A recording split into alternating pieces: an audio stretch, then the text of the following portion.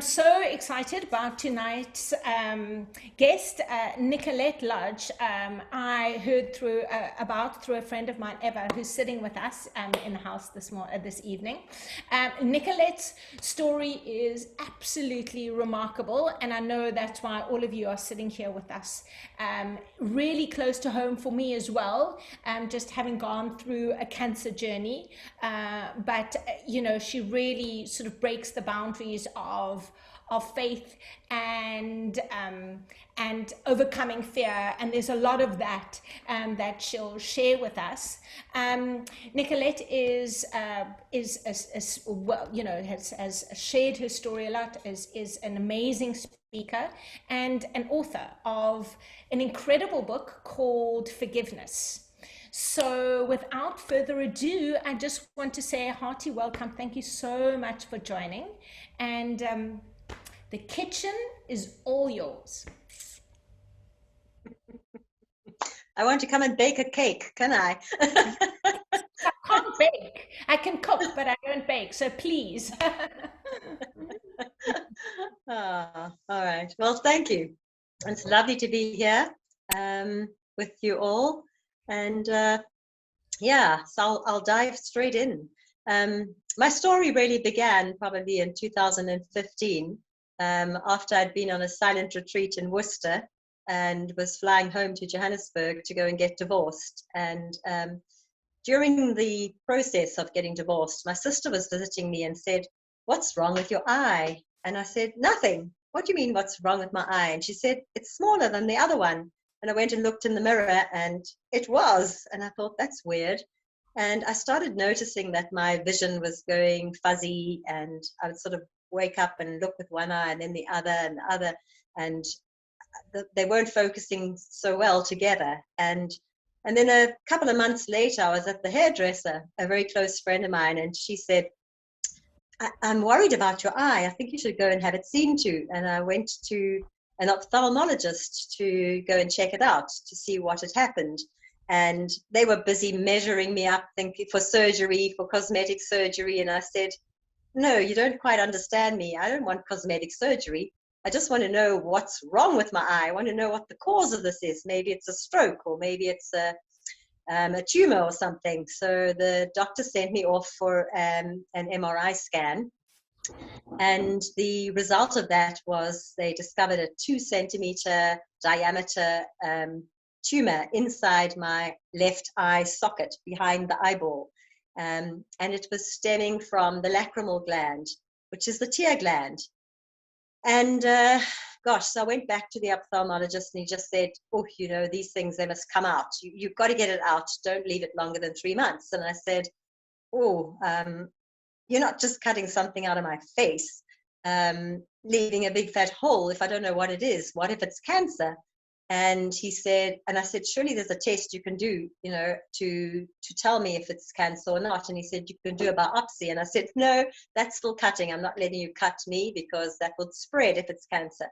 So he said, "Well, you could do a CAT scan because if because the tumor had a little tail on it," and he said, "It's not quite regular, but if it's gone into the bone, that tail, then it's conclusively definitely cancer, because only cancer grows through bone, and non-cancerous tumors sort of are self-contained in like a little capsule, a bubble of their own." So off I went to radiography, and I had the CT scan, and the result of that was that it had indeed gone into the bone, and it was growing through the brow bone. It split the brow bone. It was growing through there, and it was lodged the bone that my brain rests against, a millimeter from the brain. So he was saying, "No, you've got to get this out. You've really got to get this out." And I said, "You're not going to touch that if it's cancer, because, you know, then I'm going to land up with all kinds of complications." So anyway, I went home and I had to obviously process and internalize the whole thing. And there was a process of working through and thinking what I wanted to do about it. But I'd always said, before I got cancer diagnosis, I'd always said, if I get cancer, I will go natural. I will go raw, I will fast, I will do it naturally, and I'll heal myself. But I had no intention of cutting and doing chemo or radiotherapy. It was just not on the cards for me. And actually, I was a personal trainer at the time, and I was training a client of mine's husband. They live on an organic farm, and they were very inspirational in teaching me their organic way, their natural way. And I was training Peter in the garden the next morning or so, and he said to me, you know, Nicolette, cancer cannot survive in an alkaline environment. So all you need to do is change your diet from acidic to alkaline, and the cancer will die. So yeah, all my well-meaning friends and everybody rallied around me and just showered me with books and tutorials and everything. And yeah, I went on wheatgrass and I did so many things. But yeah, so I was very lucky at the time of the diagnosis that I was staying with like-minded people in an organic environment. So yeah, so the process of the healing kind of went like this. The first thing in the healing process that I needed to know was what was the cause. Because without a cause, you know, you can go and cut out a tumor, but whatever is causing you to create that tumor in the first place is going to carry on.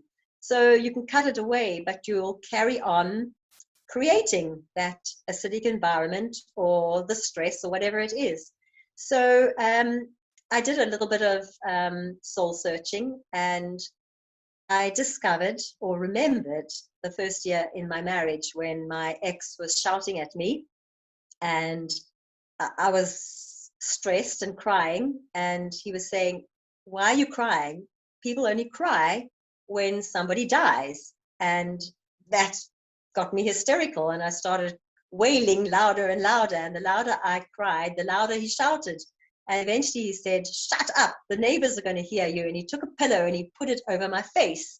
And in that moment, I sort of held my breath and sucked up, you know, just shocked. I shut up so that, and he took, thankfully, he took the pillow away straight away. But I realized that in that moment, I decided that I'd never, ever cry in front of him ever again. And I didn't for 26 and a half years of marriage.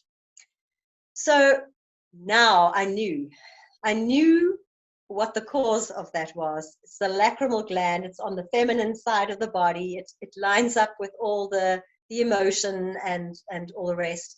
And funnily enough, for the 7 to 10 years before that, wherever I'd been going on workshops and courses, I'd been begging teachers to bring me to tears. I knew that I needed to cry. I didn't know why, but I knew I had repressed tears that I wanted to vent. So anyway, so I'd uncovered the cause, and I knew that that was it. And now I knew that I had to find a way to let these tears out, because they were stockpiled, they were stuck in there. And for somebody who's been very good at masking it and wearing this perfect face of composure for the world, happy, happy, happy, and no one will see the stress that's going on, this wasn't an easy task. Okay, let's do some crying therapy. You know. So I started off with TRE because that was a buzzword I'd heard of, and I learned how to do those exercises, and I'd sit and squat against a wall for 10 minutes until my whole body was shaking. I think I was crying more from pain than from anything else. And then I heard one of my friends was an access bars facilitator, so I decided to do some of that. And I logged in for I think 8 to 10 sessions with her, and that was incredible. So access bars is something I'd never heard of before, but it's, I don't know, it's a touch energy kind of healing. And I would literally show up, lie on her plinth and shudder and shake and cry for a whole hour and a half, for as long as the therapy endured. And then I would go home and I would make recordings and I would wail and cry and meditate, and I was doing a whole lot of things. But one particular day, I was washing the dishes in my cottage, and suddenly I had a flashback, and I remembered something that my ex had said to me that was really, really mean. And from nowhere, I just screamed. I started to cuss and swear like an absolute fishwife. I screamed so loud that that somebody on the farm came knocking on the window and said, "Mrs., are you all right?" And I was so embarrassed. I just laughed and shouted from behind the curtain, "No, did you hear me screaming? Yeah, you know, did you think I'd be murdered?" And I said, "No, I'm just shouting like ordinary people do." And that time the neighbors did hear, and rightly so. And I can tell you that I absolutely lost my voice. I had no voice for more than a week afterwards. And when I showed up to my Access Bars facilitator the next day, she didn't have a voice either. She had somehow intuited when I screamed, she'd also screamed from her house, suburbs away, and we both lost our voices. It was quite profound. Anyway, so I think I found my voice, and I think I found my tears, and that was the first part of the healing process. So I thought I got 10 out of 10 for that one. It's conversations in the kitchen, so I'm having a sip of tea. Cheers, everyone. And yeah, so from there, the second step to and listen, you could use that in any kind of healing you're doing. It doesn't have to be cancer. For anything, whatever's gone awry in your system, you know, it's to find the cause. Without a cause, you're just treating with a bandage. You're covering up, and you're not going to the specific whatever it was that initiated things to go wrong in your body.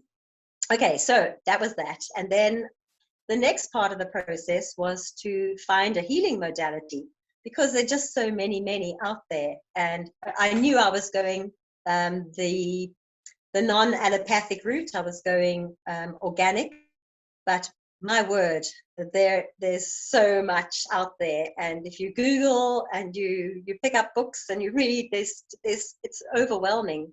And all the well-meaning friends and family members and everybody just rallied around and were throwing books at me and offering me advice and telling me to go to this doctor and that doctor. And yeah, it was a really confusing time. I mean, if I can tell you, I was juicing green juice and wheatgrass. I was standing on my head, and I even inclined my bed at an angle so that my head was downhill, so the blood flowed to my brain.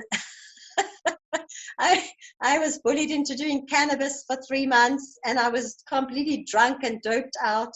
I did reflexology and kinesiology. I did acupuncture, and I tried everything. Vitamin C therapy. There was just so much going on. Somebody said I must swallow pool chemicals.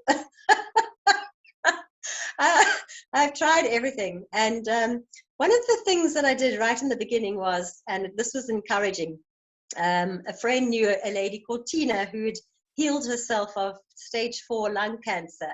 And I got an invite to go to Tina and spend a day with her. And she just was going to mentor me. So I drove out there, and I was sitting on the patio, and Tina had put my feet in a little bath to soak them. And she said, "Would you like a coffee?" And I said, "It's funny, I've actually been craving coffee, but coffee's bad for you." And she said, "Nonsense. Coffee's good for you. Have a coffee." So I said, "Okay, thank you." And I sat drinking my coffee with my feet in the little foot spa. She was really making it a spa day for me and pampering me. And then she lit up a cigarette, and I went, "Oh my word, you're kidding me. You cured lung cancer and you still smoke?" And she said, "Yes, I like smoking." She said, "I don't smoke as many as I used to. You know, I used to smoke a packet a day. I just have 3 or 4, and I really like them."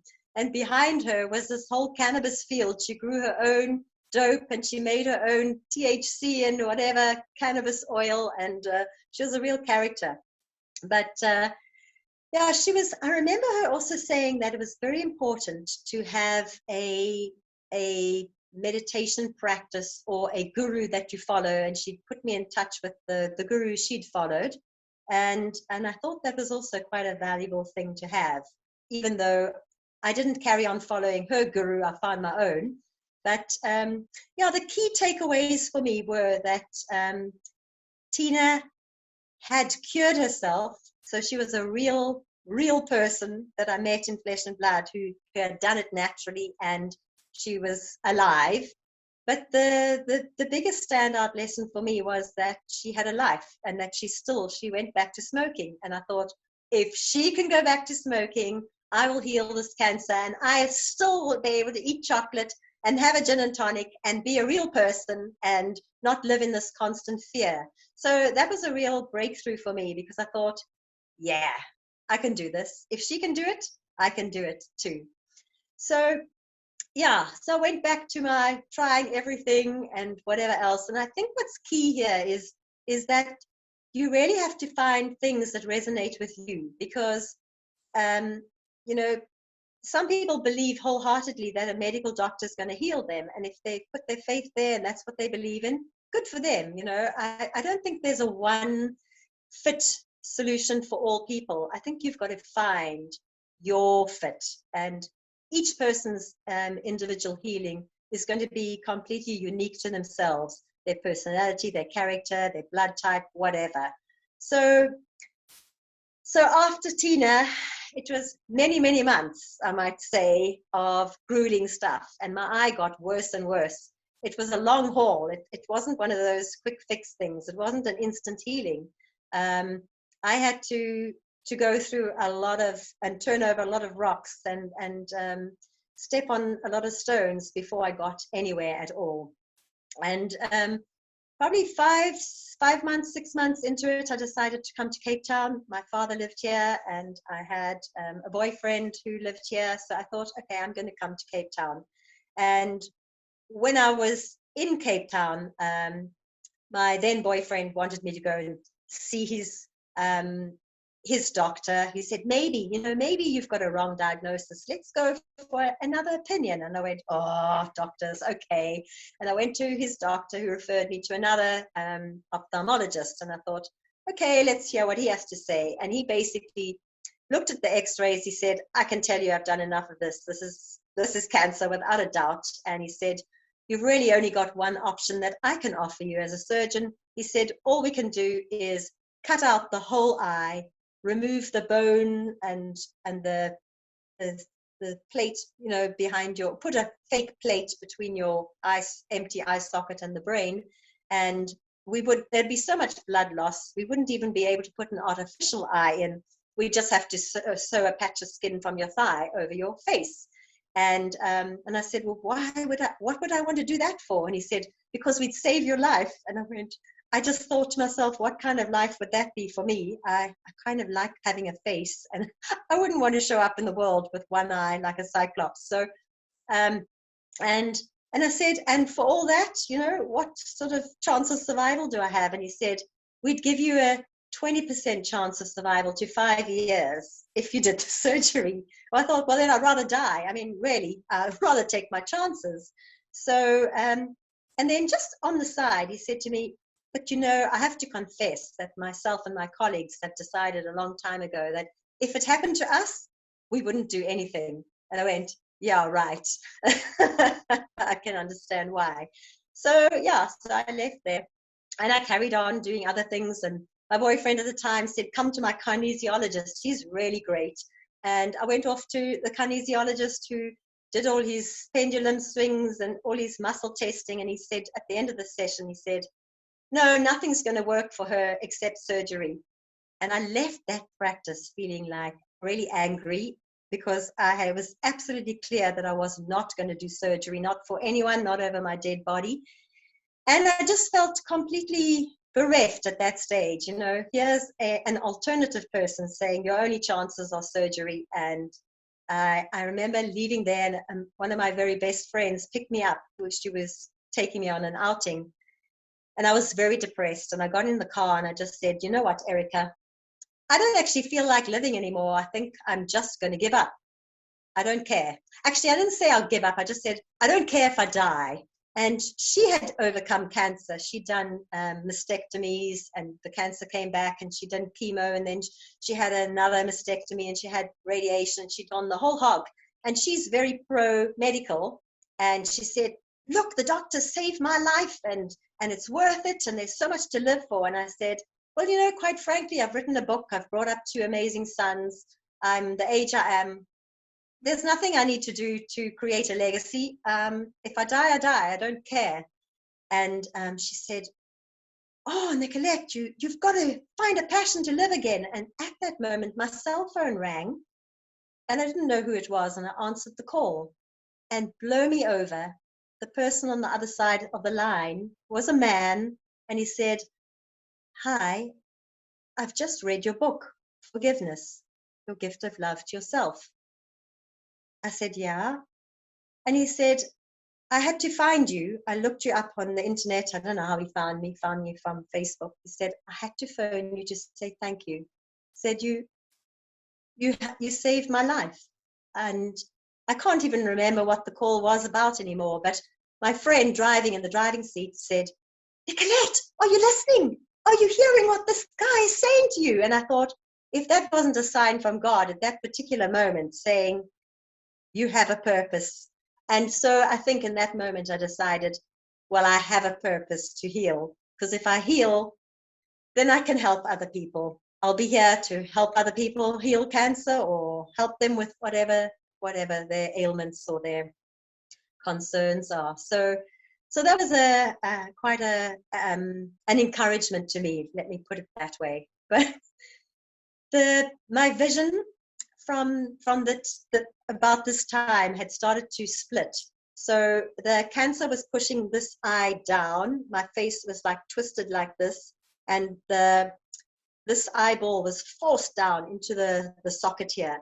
And because of that, my vision split. So I would see with my right eye, I would see a vision and over here, and my left eye would see it up here and twisted, rotated.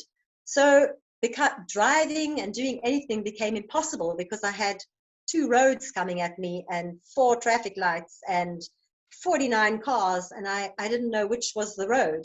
So I'd actually have to patch my eye and drive like this. I don't know if anyone has ever tried that. It's the most scary thing. You can't parallel park because you have no idea where the pavement is.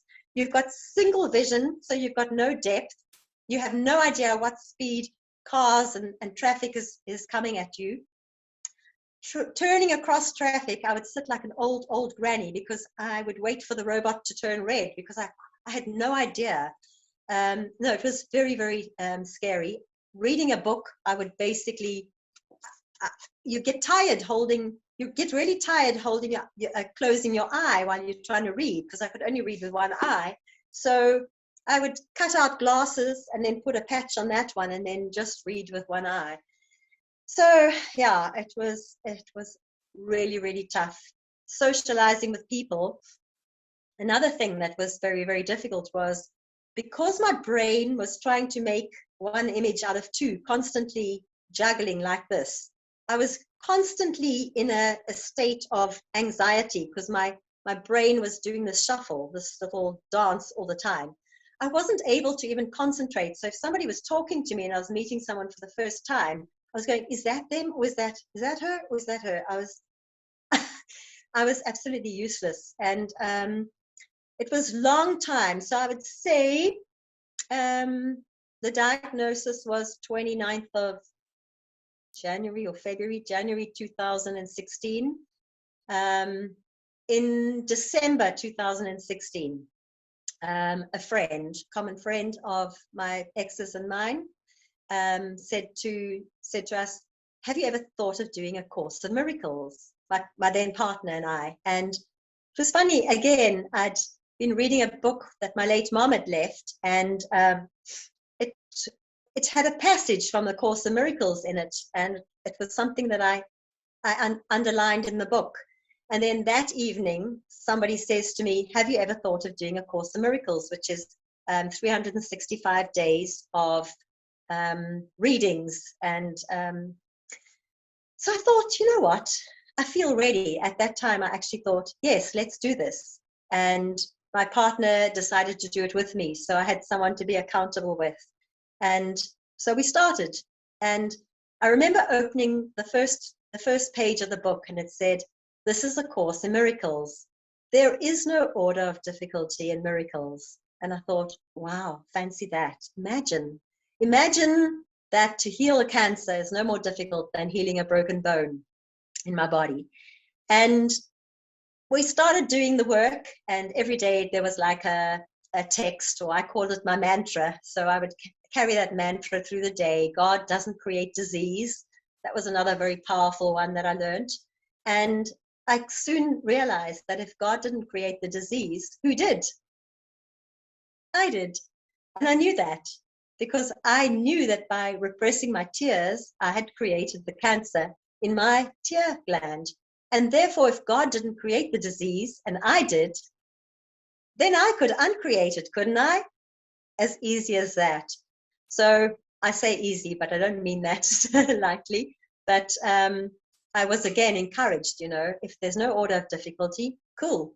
And if I created it, I can certainly uncreate it. I just need to change the way I'm doing things. So I felt I was on a winning streak now. I knew what I was doing and what I was about. I was motivated. And I realized then, okay, now I'd found my healing modality, which was point 2 in the healing process. I now knew that I had to have faith. I needed to have absolute faith in what the Course of Miracles was saying. I needed to absolutely wholeheartedly believe that healing was easy and that I was in charge of my healing and I could do it. I could uncreate the tumor. And so I set about, and this was the third part of the healing process, faith. And I always get emotional when I remember that the line in, I think it's Romans from the New Testament Bible, but I always remember that scripture that says, faith, the substance of things hoped for, the evidence of things not seen. And I think you can realize that faith and fear work exactly the same way. Whatever we fixate on and whatever we hold at the front of our minds is a thing that by law of attraction, we attract into our lives. We manifest what we think about, what we obsess about. And so just as easily as when you are dreaming, when you're imagining, and with the imagination comes all the emotions and the feelings, which are highly important to the law of attraction. When you're fearing, you've got all those emotions of paranoia, all those terrible feelings of anxiety that come with fear. And it's just a matter of choosing with your mind what you're going to focus on. So I knew the power of manifestation because I'm quite a good manifester.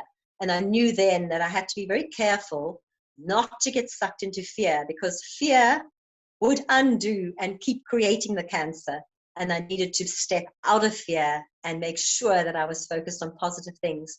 So what I did was I started collecting for myself a bunch of gurus. Somebody had told me about Joe Dispenza, who had healed 6 broken vertebrae in his spine when he got run over on his bicycle.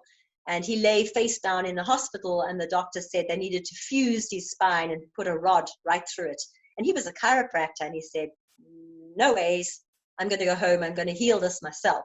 And so even though it wasn't cancer, I thought, my word, if that guy could heal his spine in 8 weeks with his mind, I can apply that to myself. I can start to do this. And then somebody else also shared with me Greg Braden's 3-minute cancer cure. And that was inspirational. I got so excited when I watched that. And that's a Chinese clinic in, I think it's a clinic in China or Japan, I think China. It's a medicineless clinic. And on that video, if anyone wants to Google it, just Google Greg Braden 3-minute cancer cure. And literally, there's a woman lying in a hospital bed. They've got sonar on her, and you can see a screen and you can see her bladder. She had stage 4 cancer of the bladder, and this big fat white blotchy tumor. And then they froze the image, and then they started another scan of her, and these men came in wearing white medical suits, but they're not medical people, and they started to chant. And apparently the words that they were chanting were just words in Chinese that mean it is done. And so they were chanting hossa, hossa, hossa, but it was just meaning it's done, it's done, it's done, it's done, it's done, it's done. And they got like really hysterical, and they were saying it louder and louder. And as this energy rose, you could watch the screen, and the tumor was disappearing. It went sort of from white to gray to fuzziness, and then it just disappeared. It vanished within 3 minutes of their chanting. And I was so inspired by that I actually made my own little audio recording of myself with my own voice saying it in Chinese, and then also saying it in English. And after I do my meditation, my Course in Miracles in the morning, and sit quietly and meditate, I would put my earpiece in and I'd listen to myself chanting, and then I'd visualize my eye, I'd visualize cancer as a white blob, and I'd visualize it starting to dissipate and just starting to eradicate and vanish. And it was very powerful for me, that very, very powerful. So that was one of the little tools, one of the tips that I have, you know, wherever, if you have cancer, wherever it is in your body, visualize, use toning or singing or chanting or whatever, but actually sit and actually visualize it vanishing. So where did we go from there? So that was the year after, the December, and about October, middle of October, the following year, my partner and I decided to go on a road trip to Adam's Calendar. And I'd always wanted to go to Adam's Calendar because it's one of Earth's Lee lines, a powerful Earth center. And there's the oldest calendar rock formation, like Stonehenge, but in Kaapsehoop, in Mpumalanga. And we were on a road trip going out there, and we were heading towards Dullstroom, where we were going to have lunch at Harry's Pancake. And when we were sitting at the restaurant, I was just about, well, I think I ordered a salad. Or no, I decided, you know what, I'm sick and tired of this. All I ever have at restaurants is a plain salad with no dressing and water, either still water or sparkling water. And I went, I'm on holiday, I deserve something else. And I just had this voice of reason pop into my head and say, Nicolette, you are healed. There is no order of difficulty in healing, you know. If you have a pancake, it's not going to give you cancer. Have a pancake. And so I decided to have a savory pancake with chicken, and then I was going to have pancake with ice cream and cursed cherries for dessert. And then I had a gin and tonic or a beer, and I had such an amazing meal. I just enjoyed myself. And the rest of that holiday, every single day, I had either waffles or pancakes with ice cream and an alcoholic beverage. And I had an amazing holiday. So, but the interesting thing is that the day after that, we were staying in Kaapsehoop, and we were jumping in our car or waking up to go to Adam's Calendar for the first time. As I opened my eyes that day, you know what?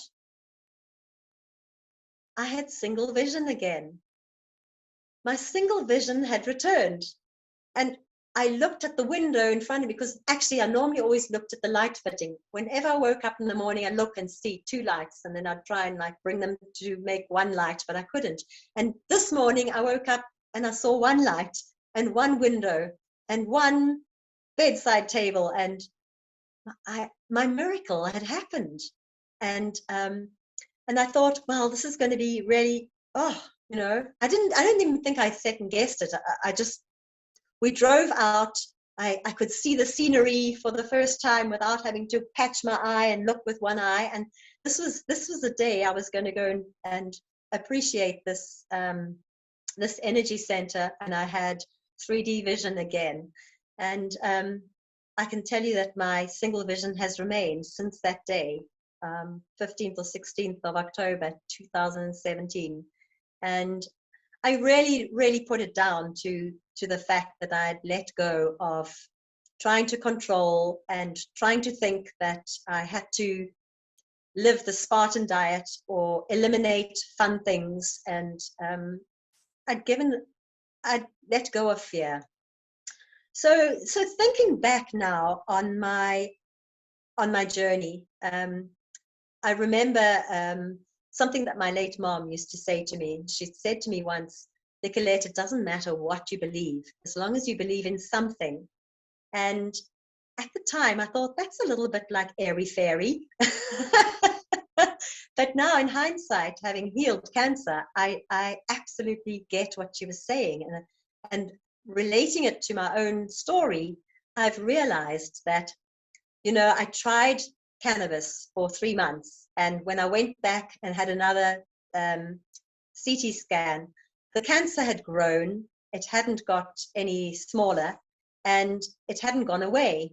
And I had never believed in cannabis because I'm not a pothead. I don't smoke. I don't like substances, any kind of substance. And so cannabis didn't resonate with me. So of course it wasn't going to work for me. But I have a theory, and I might be wrong, but my theory is this, that if I had believed in cannabis and if I'd put my full faith in it, that I would have healed.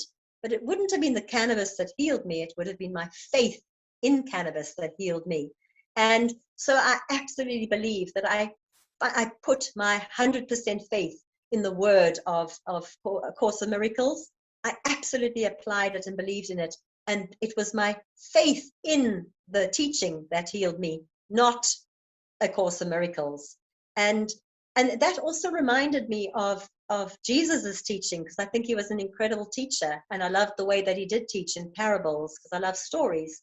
And I remember that story about he was preaching in a crowd, and suddenly he felt his garment, his robe getting tugged, and he felt power leaving his body. And there was a woman who'd been following him in the crowd who had an issue with blood or something. And she just believed that if she could just touch his garment, that she would heal herself. And he turned around to her and he said, lady or woman, your faith has healed you. And it is exactly that. It wasn't Jesus who healed her. It was her faith that by touching his garment, she would heal. And she believed that 100%. And that was what healed her. So going back to now faith, because I thought it would be really nice to just elaborate on the topic of faith, because that's a hard one, We can go and we can sit in a church or believe or whatever we want to do, and they say, have faith. Just have faith. Have faith the size of a mustard seed. That's all you need, and you will be cured. But how do you have faith? It's not just something that you just magic up. It's not a little pill you can take.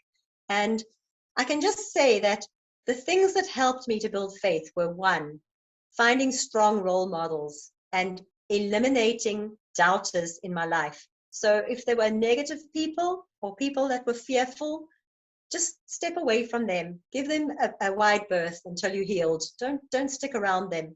I helped a man last year heal prostate cancer, helped him heal his own prostate cancer. And I walked with him. I'm still co-mentoring him with A Course of Miracles.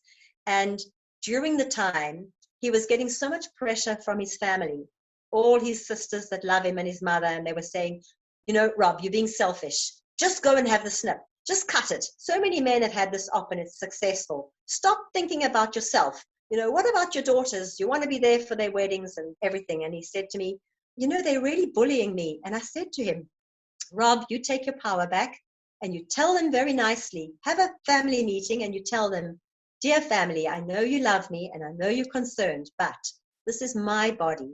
Please respect this. I have the rights over my own body and the choices that I make with my body. I understand your fear and all the rest, but it's not serving me right now. What I need from you is your support and your prayers or your white light. I need you to stand in agreement with me. If you can't, then please move away and don't come across my path. I need the positivity while I'm healing. So he had that meeting with his family, and it was very powerful for him because a lot of people then found new respect for him and they backed off. And that was quite a turning point for him. And literally in 10 months' time, he went back to the doctor in December last year, and the doctor did the examination and said, it's gone. And so he triumphed over it as well. It was really wonderful for both of us because it was quite inspirational. So choosing your mentors and staying with positive role models and steering away from negative people is very, very important. And then the other thing I'd say about faith is, I like to say this: how does a river start? I wonder if anyone would answer that. How does a river start? I'll answer for you. One drop of rain. Is it a river? No, not yet. How many more drops of rain will fall? 10,000? Is it a river yet? Might be a trickle, but it's not a river. But the river's coming, right? But how many more drops of rain have to fall? 1,000,000 trillion have to fall until it starts flooding and moving and there's a flow and you can visually see it with your eyes. But faith is like you're knowing a river's coming. You have no evidence.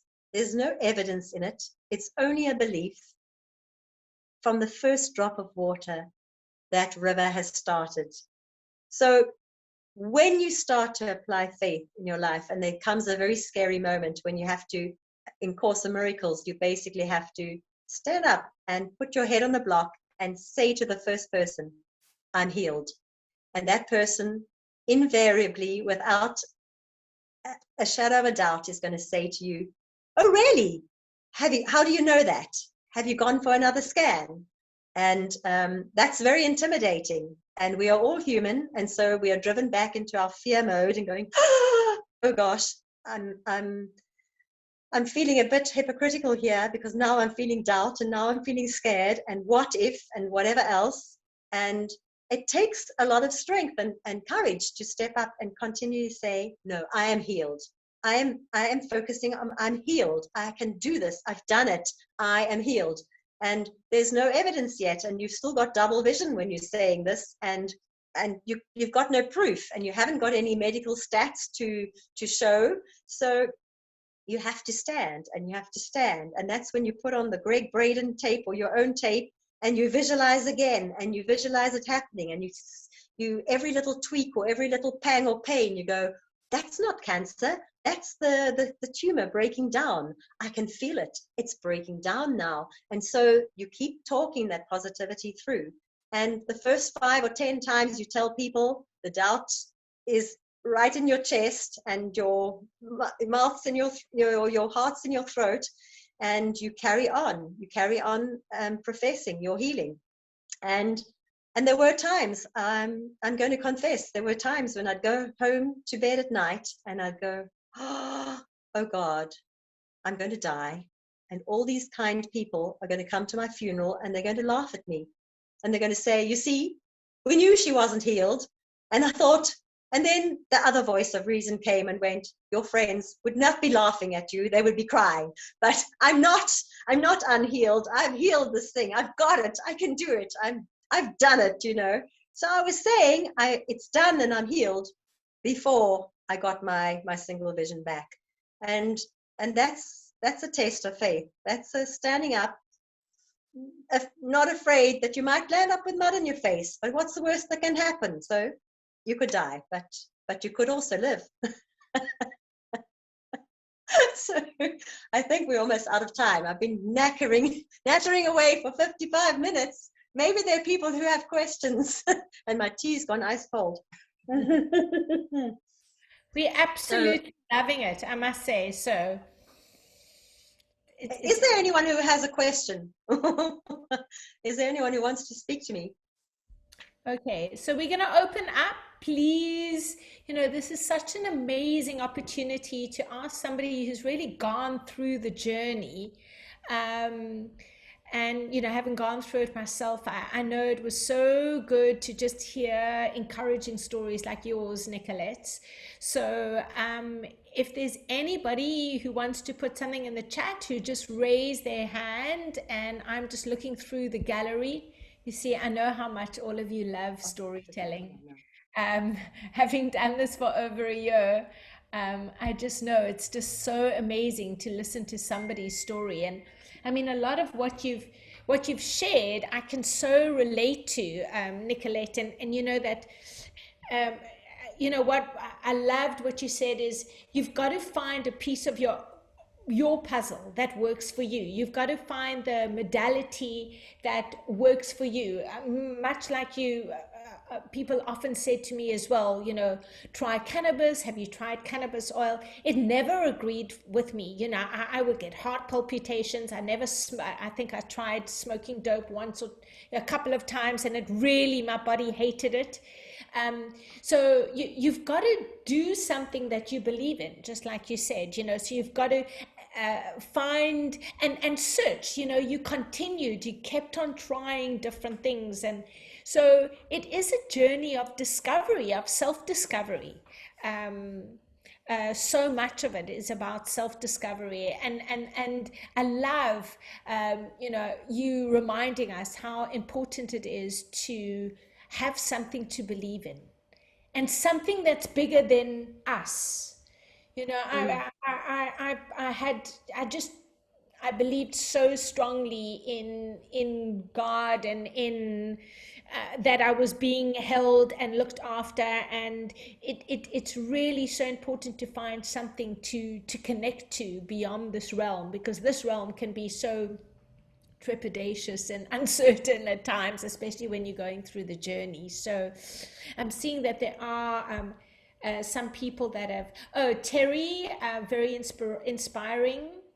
I know that book I'm going to be starting tomorrow. Wonderful, Terry. Lorna Quinn.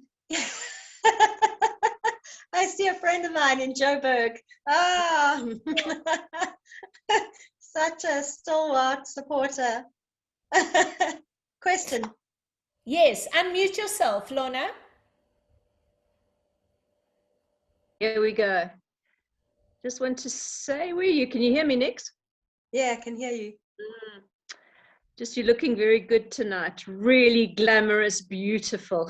But I also want to say that so much of what you've said, I've traveled with you and heard of it, and you know, and sometimes disagreed. But how wonderful to just come alongside you and be of support despite anything else, you know, and where you are now today. Wonderful. Mwah. Thank you, my friend. Yeah. Well, Lorna is a psychotherapist, and we do often have very, very different ways of seeing the world, but it's really wonderful to have a friend who is so open and outspoken. And I love having friends who have very different beliefs to myself, because it makes you challenge your beliefs, and it makes you really, yeah, you can't just sort of take on something willy-nilly. You actually have to be accountable for. And yeah, I always found with Lorna, she would test me, and I would have to stand up and say, no, I'm strong on this, and this is why I believe it. And yeah, no, it helped me. It's always been really great. My sounding board. One of my earth angels. Thank you, Lorna. That's beautiful. I love that sharing, because you're right, Nicolette. Like, one really needs good friends to also just, in the kindest, most loving way, challenge you and your belief system, because you've got to stand up with your belief system and live it and stand in it.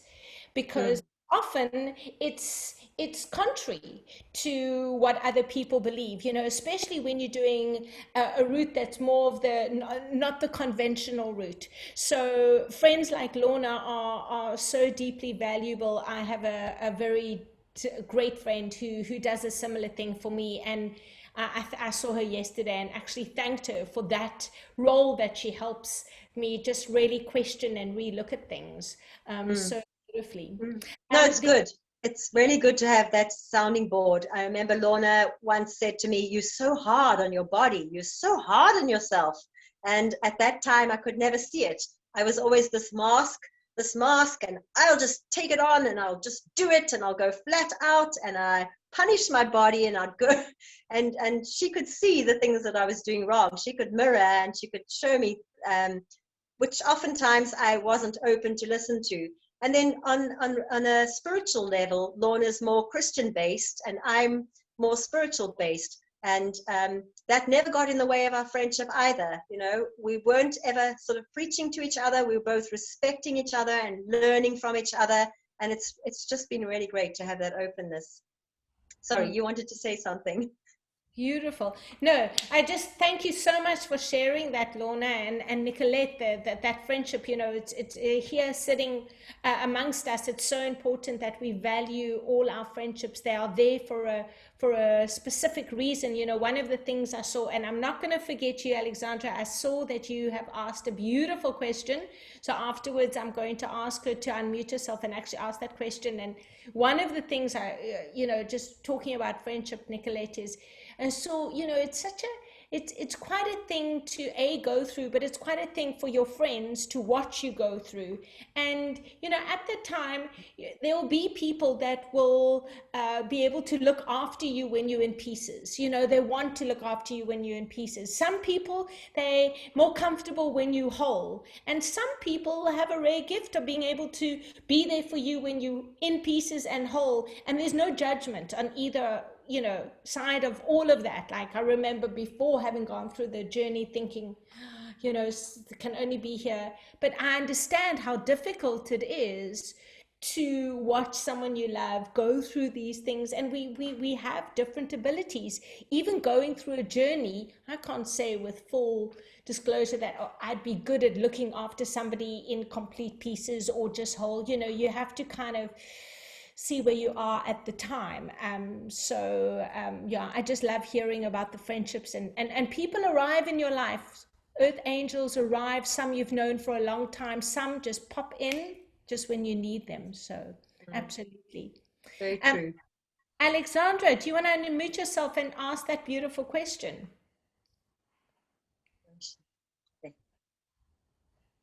Oh, we need sound. Your sound.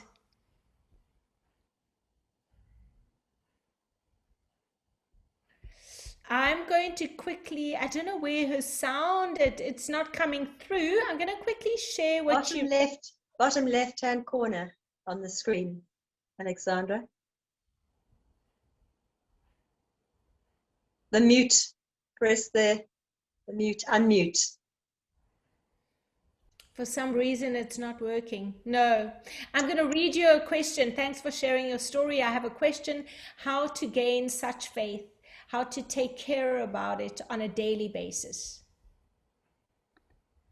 Yeah, so I would highly recommend, if I was helping somebody, my modality was A Course of Miracles, but I would really recommend that you choose something aligning with a higher power. So if you are a religious or a religious person, follow your religion and go wholeheartedly into it. You know, go into the teachings and focus on a teaching every single day, because those things build you up, they strengthen you, and they create an incredible foundation for you. You need to be strong, and you know, without continually doing the work, the negative voice starts to come back, because we humans, by default, we default to negativity. It is our natural default mechanism. So you work hard at staying positive, and you change your mind. In your meditation, if you have a meditation practice, you the aim is always to clear your mind and to stop paying attention to the negative voices. Because I don't know if any of you are great meditators, but when you meditate, it's amazing how the voices from the past keep floating past. They keep popping in, and you keep trying to just acknowledge them, let them go past, like observing clouds in the sky, but not suck into them. And it's also a practice of, when you recognize that you're getting back into negativity, to find a positive opposite to focus on. So yeah, it's a showing up, and it's a determination to follow that. And for me, I really did find a huge amount of power in following A Course in Miracles. I called it my daily mantras, and it just buoyed me up. It kept me in a positive frame of mind. So yeah, I hope that answers your question, Alexandra. I'm getting good at this lip reading. Remember, I offered my coaching practice for whoever could remember the title of my book. Yes. So there's so offer it away. So if you could remember the title of Nicolette's book, she's offering a free coaching session, half an hour session. Four coaching sessions, Life coaching sessions. So anybody in the audience, Terry got it straight away. Lisa got it. So Terry was the first one to answer. We can take two. Take two. So Lisa and Terry. Okay. So I will, shall I pass your details on to them, Nicolette? Yes, would you? Best way to get hold of you via email? Email or cell phone, you can give them both. And then we'll take it from there. I'm going to write that down. Hi, Terry, I can see you. Yay. Hi. That's lovely. So that sounds like a wonderful, what a wonderful gift. Thank you, Nicolette. Yes, thank you so much. I even said to Elaine when she told me what was on tonight, I said, I'm definitely not missing this because I have to be here. So there was a reason. There was a reason. Awesome. Always. Everything is intentioned. There are no accidents. That's true. Lovely. And is it Lisa Jane? Is it that Lisa? Or is it Lisa, the other Lisa? Which Lisa? Lisa, it's you. Hey, Lisa Hurtle. You want to unmute yourself? Unmute yourself. Unmute still. It's still unmute. Just press your mute button. It's two Lisas. Yes, it's me. Hi. Hello, Lisa. Hello, nice to meet you. Likewise. Thank you so much. Beautiful. We will meet again when we're coaching. Lovely. Thank you. Great. I look forward to that. Thank you. Actually, both Lisa and Terry were the first two people to send me lovely messages, sort of really heartwarming and necessary messages when I shared that you were coming on Thursday. So it feels so like divinely ordered that both of you get a coaching session. You literally one after the other. You two sent me messages, so they definitely this was beautifully put in place. So is there anybody else that wants to ask any questions while Nicolette is still here, which I feel really blessed about the fact that you in the kitchen tonight. It's just been one of the most wonderful evenings, so heartfelt, so authentic. And it's so, I likewise see a lot of people and work with people that have gone through cancer, and it's such a big journey. It's so important to hear a real story going through from the beginning and just seeing what it takes. And, one of the things going back to who had asked, oh, it was Alexandra, is, you know, it's really finding a routine in your belief. You know, a belief is something like, it's not something you can just, like, it's work. I find, you know, I always had belief in something, but I committed to that belief, and routine every morning, every day, connected with that. And whether you want to or not is irrelevant. You do it, you do the work.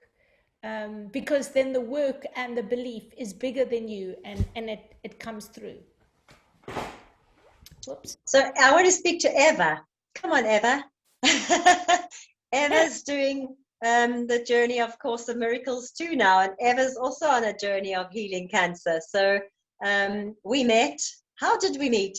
You came out with Ermina. You came to visit me on my farm, and then we just had a connection. Yes, exactly. Yes, it was in May, I think, or in April this year. So it's a quite new connection. Yeah. And you inspired me to start the Course of Miracles. So it's quite a journey. And I do it in Polish because in English it's quite challenging. The language is like of a Bible, yeah? So it's quite complicated if you do it not in your mother language. Yeah, and it's really, it's changed you. Yeah, you ways to see the world around you. Yeah, it's to see the people around you, to what you hear. You just start to to feel it in different ways. So today I'm day 52 of Well done. 65.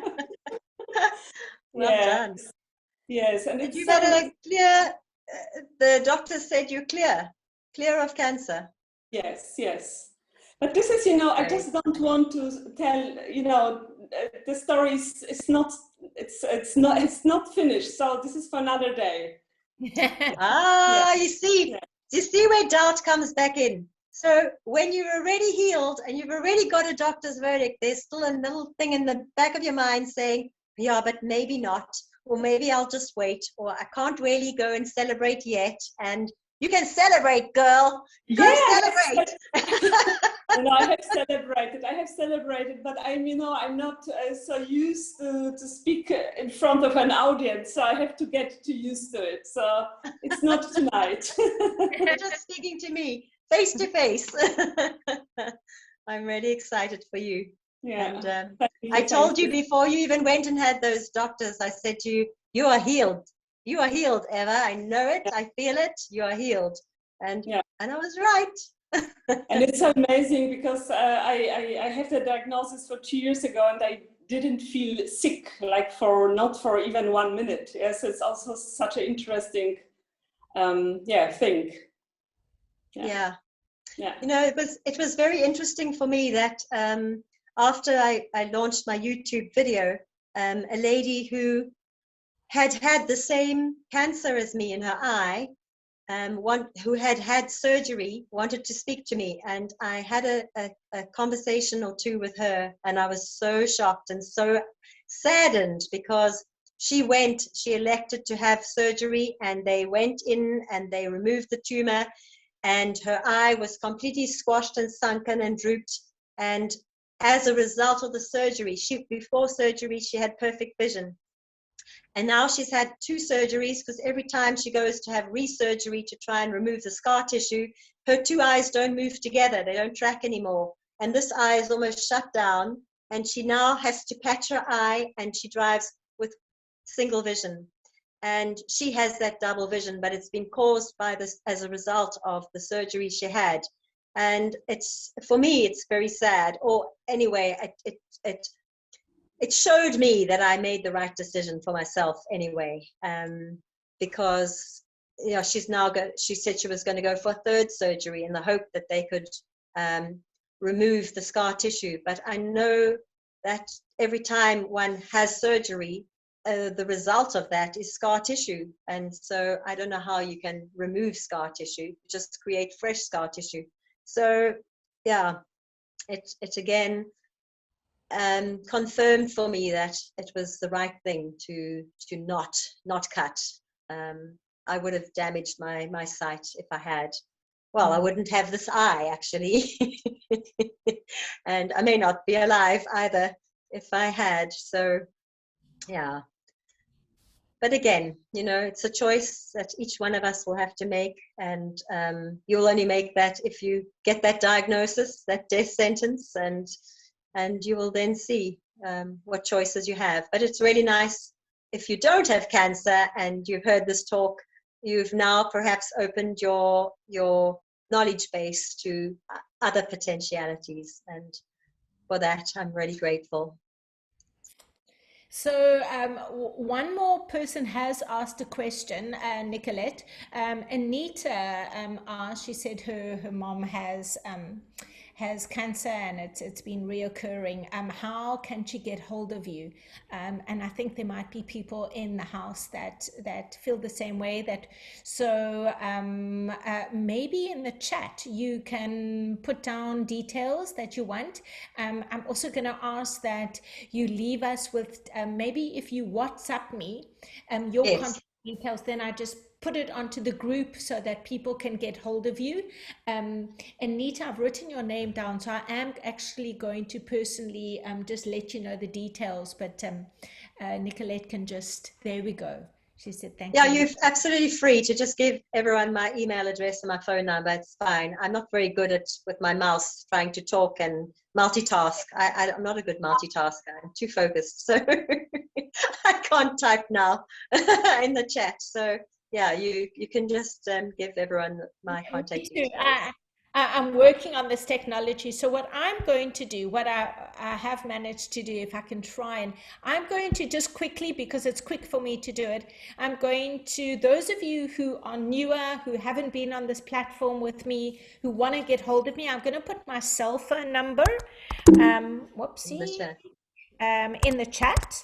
And if you could get hold of me on WhatsApp, 593086, and then you can be part of this conversations. Send me a WhatsApp if you want to get hold of Nicolette's details. If you aren't on my conversations group, tomorrow morning I'm going to be sending out your email address, your phone number, for anyone who wants to get hold of you, get some coaching in. It's just been the most beautiful sharing evening, beautiful story.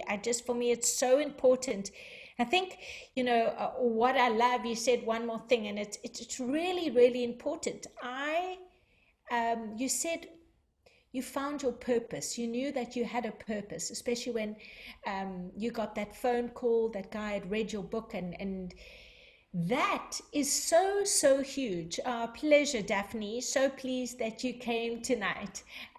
Daphne just said thank you so much for your inspiration. But to know that we have a reason for being here, that your story is beyond you, that it's going through this tunnel because there's a bigger purpose involved, and that definitely kept me going every single day. I mean, to the point that I got kind of excited that I knew I had a bigger purpose.